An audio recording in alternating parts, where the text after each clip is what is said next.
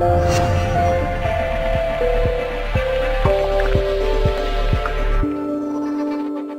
I'm JC. You're about to watch one lesson from our video series, Solutions for Alcoholic Relationships. Now, the entire series is 2 hours and 40 minutes long. This is just one lesson that we hope you'll be able to find some solutions for your alcoholic relationship today. So, enjoy. Hey, I want to talk about communication in this video. And the first thing I want to talk about is body language. You know, it's important that when we're around the alcoholic and the addict and we're interacting, a lot of times we feel like we're walking on eggshells, we're fearful of a confrontation, we feel all tense inside, and it will show through our body language. So we need to kind of act as if. Act as if we are serene and peaceful. Act as if we're happy. What I found that through the training that I learned is that if I could just try and smile a lot while I was around the alcoholic, that it really helped me. It would help me when I would be setting boundaries with the alcoholic. Maybe I was face to face and we were having a really heated discussion. I would have to set a boundary. And I would smile and say, you know what, I love you, but I would really appreciate it if you wouldn't do that anymore. Which goes over a lot better than having a facial expression like, you know, would you please stop saying that? You know, if we can just learn, our body language says so much along with our verbal expressions. So we want to work on just acting as if we're happy. You know, that thing about step back, shut up, and smile. And, you know, there's some things that we can do in communicating that will help us, like seeing the word sick tattooed across their forehead. Or maybe you might even want to take a moment to kind of picture them when an alcoholic is ranting or they're really upset. You might want to just picture them, you know, in a diaper. You might get a good laugh out of that. That'll help you change your body language. So, another thing is learn how to say what you mean, but don't say it mean. This takes some thought, and it also takes some restraint. So it's a good little expression to grab a hold of. Say what you mean, but don't say it mean. Learn to respond rather than to react. So responding is, we respond whenever we think about what we're going to say.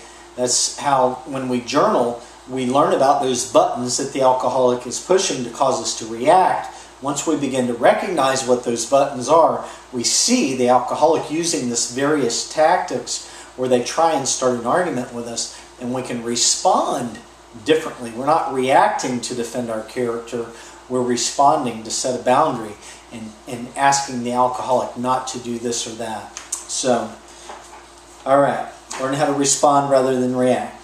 Is what I have to say, is it necessary, is it kind, or is it true? We run things that are on our minds through that filter. A lot of times, by the time we get to the end of that, is it kind, necessary, or true? What I have to say really doesn't need to be said. Or sometimes something is really turning and bothering inside of me, and if I'll just give myself 24 hours, I may realize that what I have to say isn't as important as I thought it was to say, and I can let it go.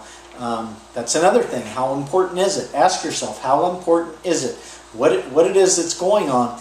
Is it really that important for me to address this situation? That can help us from getting into heated conversations and can help us from losing our peace and serenity in many different situations. Never argue with a drunk. That's the number one rule. It takes two people to argue. When you separate yourself from that, it really will eliminate a lot of arguing. Avoid late night conversations. Late night is just, it's not a good time to have any kind of serious conversation, whether the alcoholic has been drinking or not. Don't discuss serious issues with the alcoholic or addict when they're under the influence of drugs or alcohol. You wouldn't have a conversation with someone when they first came out of surgery and they were under an anesthetic. It's no different when you're talking to an alcoholic. And the other thing is don't talk to them when they're hungover about serious issues, because they're just going to be in a bad mood and not reasonable. This makes it difficult to find a place to communicate and talk with an alcoholic, but it's really important that the timing of talking with them about serious issues, that they not be drunk or hungover, because we'll be a lot more effective when we talk to them, and we'll be able to remain in our peaceful and serene state a lot better. Okay. Let's talk about mind your own business a little bit. I mentioned that earlier in one of the videos that I made. One of the things that I like to use, I can just simply put my finger over my mouth. Whenever there's something I feel like I want to say, you know, it's that reminder just to hold back on what I have to say. Another thing that I've heard is that if it's something that isn't beyond here, everything from here back is my business. Anything beyond here forward is not my business. And that will help me practice restraint in my communication.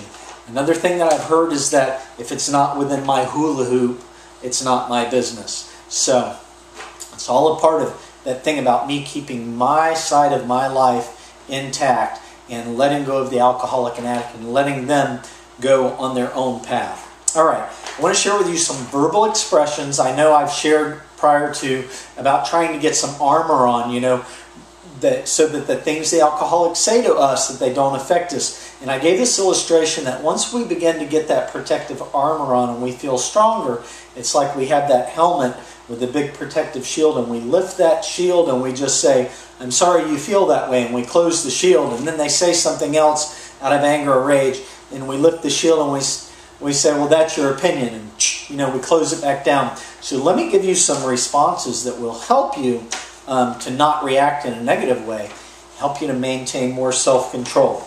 All right, one of them is, I'm sorry you feel that way. Another one is, you may be right. That's your opinion. Let me think about that. That's not true. Really? Tell me more. Thanks for sharing that with me. I'll consider what you've shared with me. I love you, but I don't care to discuss this right now. And the last one is no. And when we say no, we don't have to explain ourselves. No can be without any explanation, and yes can be without an explanation. We can just simply say no, and that's good enough. So there are a few tips about communicating with an alcoholic or an addict.